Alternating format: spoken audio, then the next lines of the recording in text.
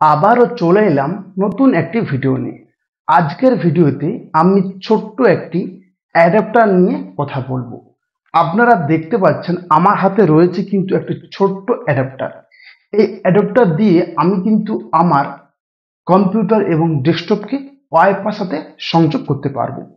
যাদের ল্যাপটপে ওয়াইফাই কাজ করে না তারা কিন্তু এই ছোট্ট অ্যাডাপ্টার দিয়ে আপনারা ওয়াইফাইটাকে পুনরায় আবার চালু করতে পারবেন।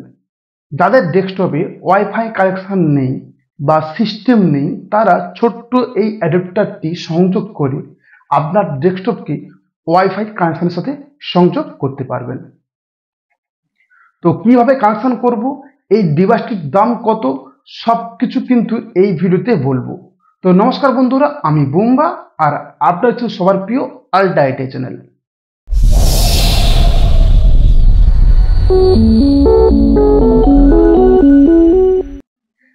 আপনারা এখন দেখছেন ওয়াইফাই মিনি অ্যাডাপ্টার। তো আমার কাছে রয়েছে জেব্রনিক্সের ইউএসবি 150 WF1।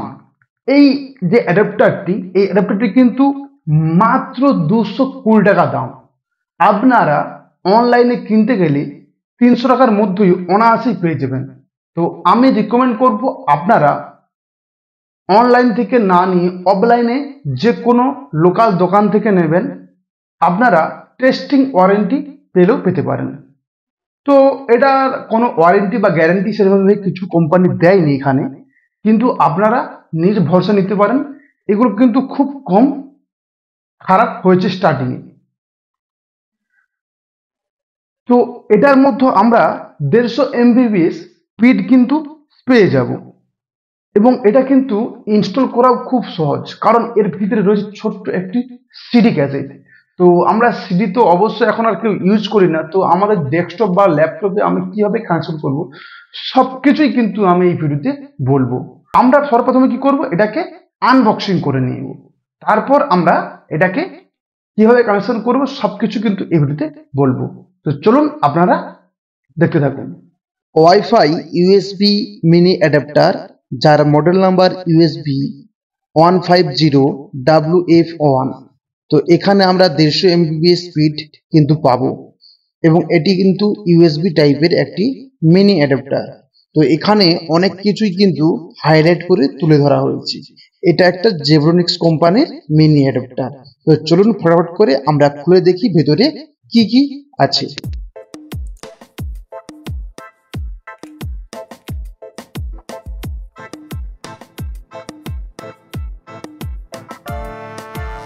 আনবক্সিং করে দুটো ডিভাইস পেয়েছি, একটি ইউএসবি পোর্ট এবং আর একটি সিডি ড্রাইভ।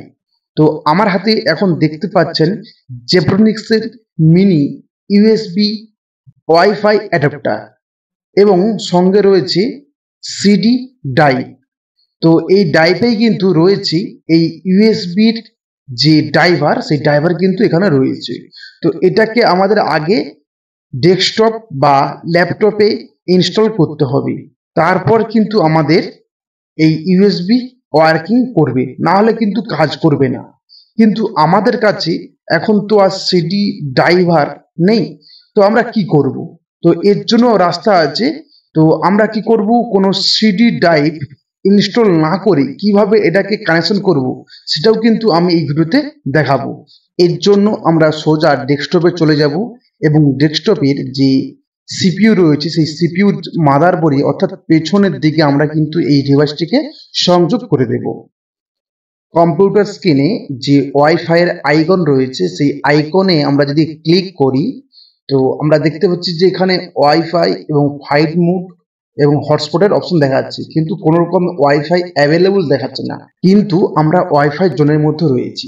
এখানে ওয়াইফাই 11 মোড এবং হটস্পট দেখাচ্ছে, অনেক অনেক ডিভাইসে দেখায় না। আপনারা যে আমার মাউসের কিকটা দেখুন, এখানে কিন্তু ওয়াইফাই যে অ্যাভেলেবল সেগুলো কিন্তু দেখাবে, কিন্তু এখানে কিছু দেখাচ্ছে না। এর জন্য ইউএসবি ড্রাইভার লোড করতে হবে। তো ড্রাইভার লোড করার জন্য আমাদের যে ডিভাইসটি অর্থাৎ কম্পিউটারটিকে একটি নেটওয়ার্কের সাথে সংযোগ করতে হবে। তো আমরা মোবাইলে ইউএসবি যে ডেটা কেবল সেটা দিয়ে কিন্তু আমরা সংযোগ করতে পারি। তো আমরা সর্বপ্রথম গুগলে চলে যাব। গুগলে গিয়ে জেব্রোনিক্স টাইপ করব।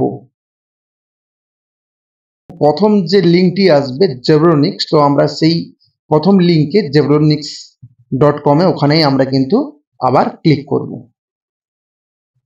আপনারা দেখছেন যে জেব্রোনিক্সের অফিসিয়াল সাইট কিন্তু খুলে গেছে। তো আমরা যদি নিচে স্ক্রল করি দেখতে পাচ্ছি যে sound bar, laptop, projector, LED TV, অনেক কিছুই কিন্তু এখানে দেখাচ্ছে। তো আমরা কি করব, আমাদের যেহেতু মিনি ইউএসবি ওয়াইফাই সাপোর্টের দরকার, ড্রাইভার লোড করব, তো আমরা সবার উপরে যাব এবং গিয়ে একেবারে ডান কোণায় দেখুন সাপোর্ট বলে লেখা আছে। তো এই সাপোর্টে গিয়ে আমরা কিন্তু এখানে নিচে দেখুন ড্রাইভার ডাউনলোড বলে একটি অপশন আছে, এখানে আমরা ক্লিক করব।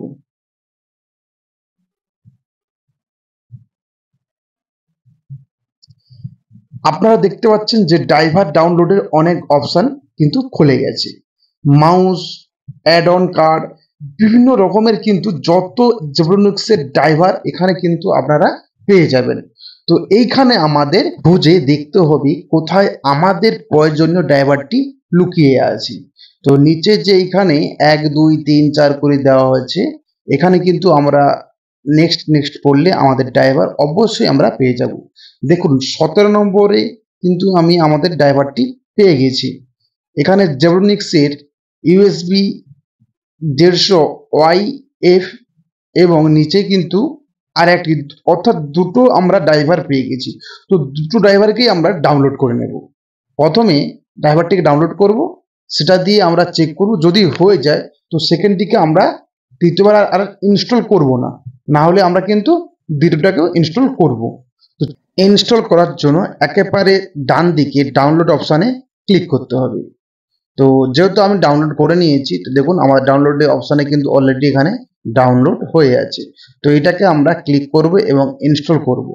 তো চলুন আমরা ফটাফট করে এটাকে ইনস্টল করে নেই। আপনাদের দেখানোর জন্য আমি ডেস্কটপ স্ক্রিনে একেবারে ডাউনলোড ফাইলটি নিয়ে চলে এসেছি। তো এই ডাউনলোড ফাইলটিকে আমরা ওপেন করব। তো ওপেন করলে আমরা দেখতে পাচ্ছি ওয়াইফাই বলে একটি ফোল্ডার রয়েছে এবং নিচে উইন্ডোজ বলে কিন্তু একটা ফোল্ডার রয়েছে। তো উইন্ডোজ ফোল্ডারটিকে আমরা ওপেন করলে এখানে সেটআপ বলে একটি অপশন রয়েছে। তো এটাকেই আমরা ইনস্টল করলে যেমন আমরা সফটওয়্যার ইনস্টল করি সেভাবে ইনস্টল করব, নেক্সট করে বেরিয়ে যাব। তো দেখুন আমাদের কিন্তু সফটওয়্যারটি ইনস্টল হচ্ছে। তো আমরা নেক্সট করে এখান থেকে বেরিয়ে যাব। ইনস্টল করার পর আমাদের কিন্তু ওয়াইফাই কানেকশন সম্পূর্ণ হয়ে যাবে। আপনারা চাইলে একবার আপনার যে ডিভাইসটিকে শাটডাউন করে আবার অন করবেন, তাহলে কিন্তু পুনরায় এটা আবার চালু হয়ে যাবে। আজকের মতো এইটুকু, দেখা হবে অন্য কোনো ভিডিওতে অন্য কোনো টপিক নিয়ে। আজকের মতো বিদায়।